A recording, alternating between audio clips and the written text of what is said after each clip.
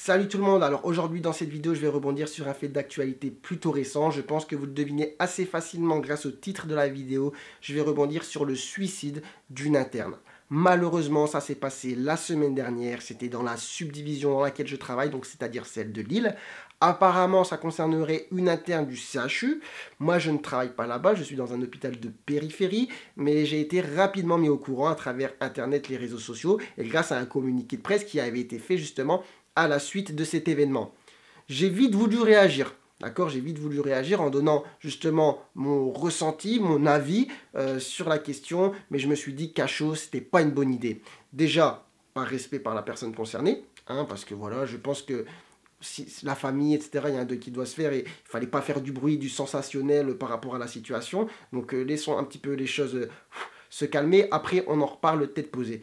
Et puis, deuxièmement, j'ai appris aussi la nouvelle dans un moment où personnellement, j'étais pas au top de ma forme. Ça faisait 5 mois que j'avais pas eu de vacances. Clairement, j'en pouvais plus. J'étais sur les nerfs. Et puis, j'étais dans une période où clairement, j'en avais ras le cul, j'en avais marre. La période dans laquelle on a juste envie que ça s'arrête, que ça se termine. Donc, quand j'ai appris cette nouvelle, en me disant, putain, c'est pas c'est pas la première personne à qui ça arrive, je me suis dit, clairement, il y a un problème, il y a quelque chose qui ne va pas dans nos études, dans l'internat, dans la manière dont les internes sont formés, exploités, etc.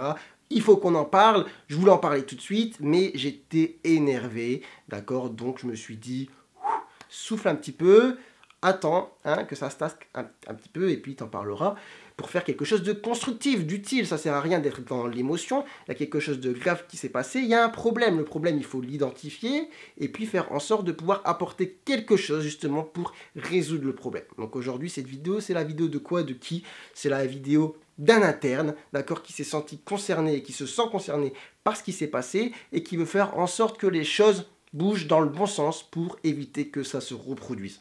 D'accord? Donc, je profitais, c'est un terme un peu peut-être maladroit, du suicide de cet interne pour parler du suicide de tous les autres et de ce qui est sous-jacent à ces suicides. Parce que ce qui est sous-jacent, parlons-en, c'est un mal-être inhérent qui concerne justement les étudiants en médecine, et ça va au-delà des études, hein, parce que dans la même semaine, je ne sais pas si c'est la semaine que la même ou la précédente, il y avait aussi le suicide d'un anesthésiste qui s'était suicidé dans les locaux de son propre hôpital.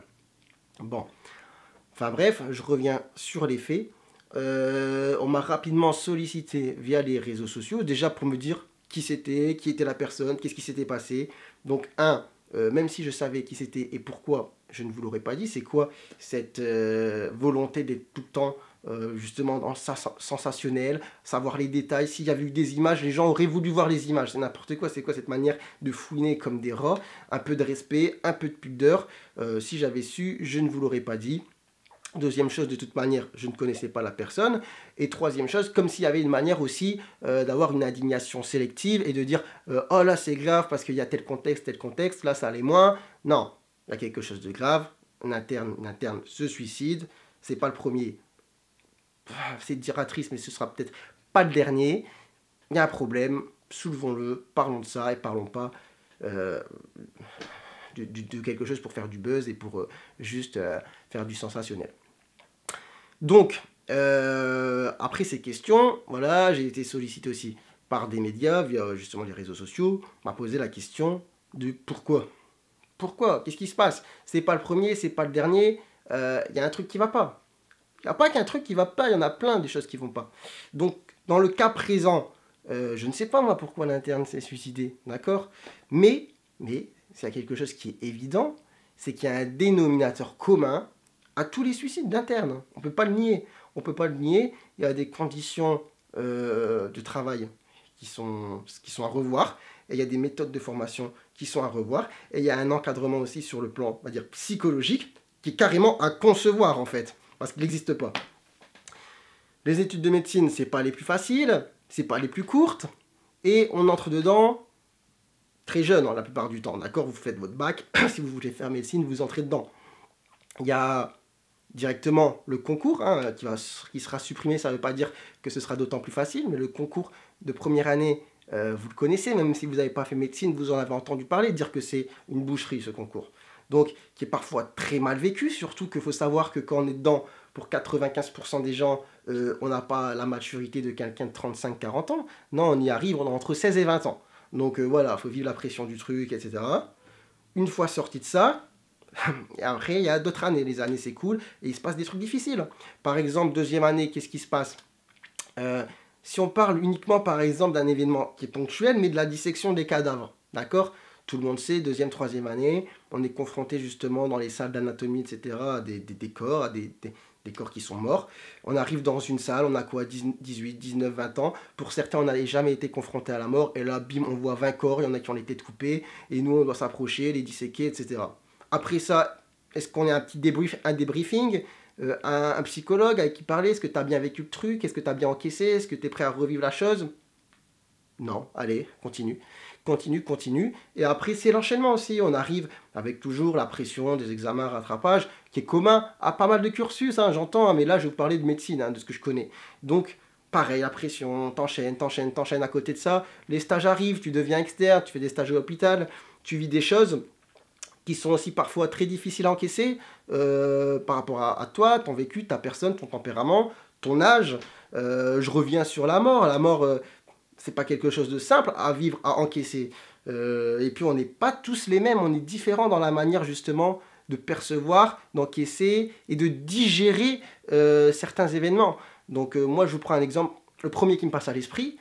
Une fois, je vois quelqu'un, c'était aux soins intensifs cardiologiques, qui est sur le point de mourir, clairement en fait, insuffisance cardiaque très grave. C'est une personne pas très vieille, il y a une soixantaine d'années, donc je ne sais plus les problèmes précis qu'elle avait. En tout cas, la pompe était en train de lâcher, la personne ne répondait plus aux drogues, ce qu'on appelle noradrénaline, etc. Elle savait qu'elle allait mourir, hein.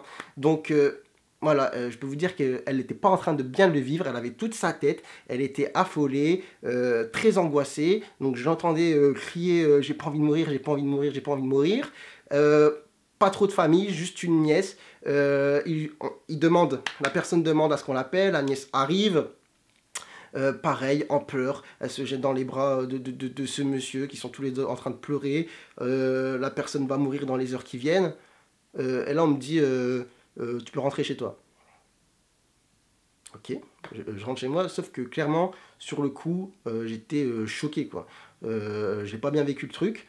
Et par rapport à ça, voilà, c'est tout, hein. C'est médecine, hein. C'est médecine, il faut savoir encaisser, quoi. Il faut savoir être fort. Et des fois, on a l'impression qu'il y a un tabou sur certaines difficultés à encaisser les trucs. Et on n'a pas trop le droit de dire que on vit mal certaines choses.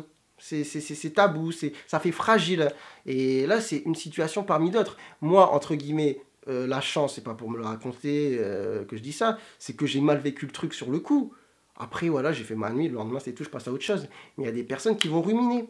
Il y a des personnes qui vont ruminer, et après, il va y avoir un enchaînement, parce que quand on est pris dans la matrice, c'est-à-dire, comme je vous ai dit, on fait médecine jeune, une fois qu'on réussit le concours et qu'on continue année par année, etc., qu'il y a des enchaînements de difficultés, on a l'impression, on ne peut pas sortir du truc, là, on est pris dedans, il faut continuer, et dans cette sphère dans laquelle on ne peut pas sortir, quand on rencontre un problème, eh ben, c'est difficile d'en parler. Il y a un tabou. Bah, déjà, il n'y a pas d'encadrement psychologique dans ces études qui sont extrêmement difficiles, extrêmement éprouvantes sur le plan psychique. Et je pense que c'est hyper important qu'il y en ait un qui devienne systématique pour faire le point chaque année, quoi. Chaque année pour dire, et même plusieurs fois dans l'année, dire voilà, est-ce qu'il y a des choses dont tu veux parler, des choses que tu n'as pas bien vécues? Alors certains me diront, c'est pas possible, il y a trop de monde. On a marché sur la Lune, hein, je vous rappelle. Hein, donc, mettre un encadrement psychologique dans les facs de médecine, assez régulier, pour évaluer justement sur les promotions s'il y a des choses qui ne vont pas, des choses qu'on peut corriger, et des étudiants qu'on peut surveiller de près. Franchement, je ne pense pas que ce soit quelque chose d'impossible. D'accord ? Donc pareil, hein, parce que je parlais de la mort, moi je me souviens, pareil, si je reviens sur mon vécu, des gardes, sur une même garde, j'interviens sur un arrêt cardiaque, on masse, la personne ne répond pas, elle meurt, je vois la famille qui s'effondre. Dans la suite de la soirée, je vais au bord du canal, on repêche quelqu'un, je vois un mec de 34 ans sur le bord de l'eau qui était noyé, il y avait les yeux qui sortaient, la mousse qui... Enfin voilà, le matin, tu rentres chez toi, t'as pas dormi, t'as fait 24 heures comme ça, t'as ton repos de garde sur lequel tu dois réviser tes cours parce que t'as examen dans 3 semaines. Waouh, quoi, je veux dire, je comprends qu'il y en ait qui pètent des plombs.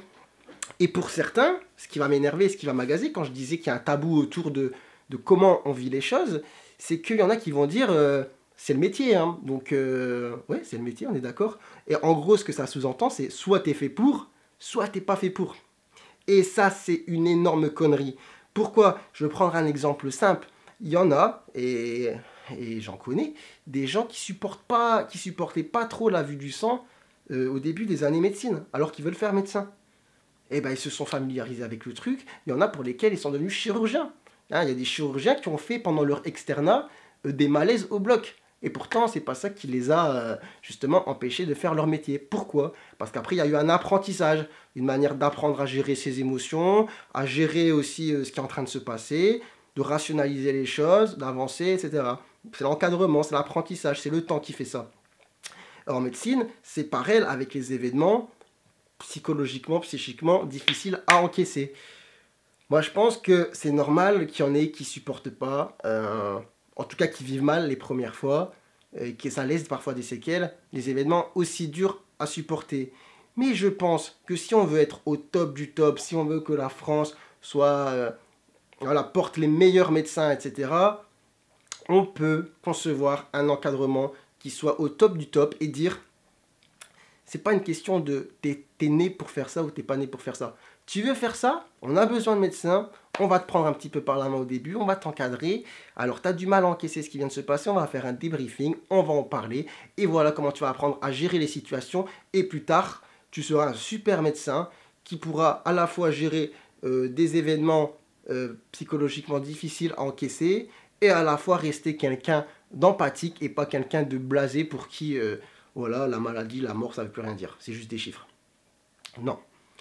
Donc voilà. Donc c'est pour dire que voilà, en tout cas, sur le plan d'encadrement, il y a quelque chose qui ne va pas.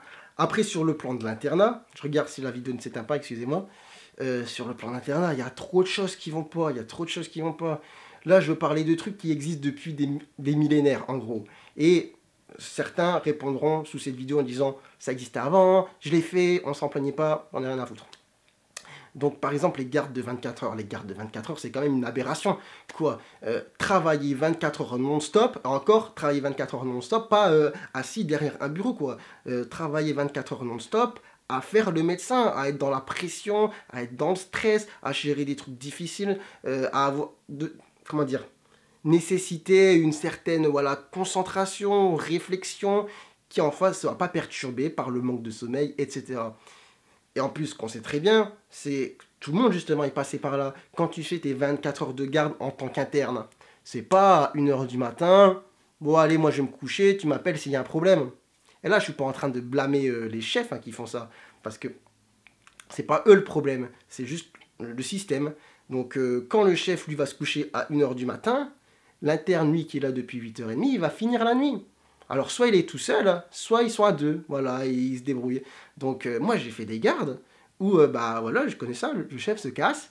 Moi, je suis là, je suis tout seul, urgence soit adulte, soit pédiatrique, et je dois finir la nuit. Sauf que je suis explosé, Et encore, la garde, c'est pas genre je vais en faire une, ma semaine va se terminer, ou je vais en faire deux. Non, c'était là, tu fais ta semaine du lundi au vendredi, tu as une garde qui se cale à l'intérieur, ou alors, pire, on te la cale le dimanche, ça fait que tu travailles du lundi au dimanche, et tu finis sur ça.